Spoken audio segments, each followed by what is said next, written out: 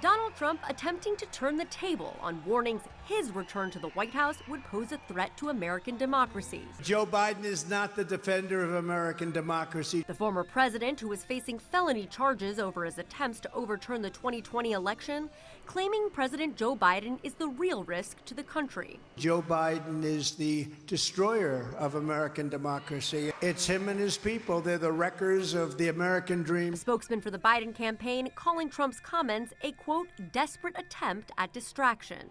Trump's attacks come as Biden and his allies frame the 2024 election as a choice between democracy and authoritarianism, signaling how both candidates are increasingly focused on a potential general election rematch, even as the first votes in the Republican nominating contest won't be cast for another 6 weeks.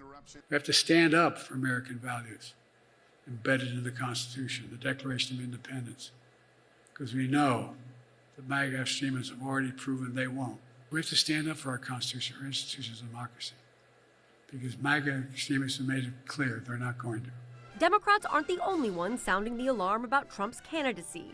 One of the things that we see happening today is a sort of a sleepwalking into dictatorship in the United States. In his latest bid for the White House, Trump has continued to rail against democratic institutions and make false claims about the 2020 election. They rigged the presidential election in 2020, and we're not going to allow them to rig the presidential election in 2024. He also suggested the U.S. Constitution should be terminated in a social media post.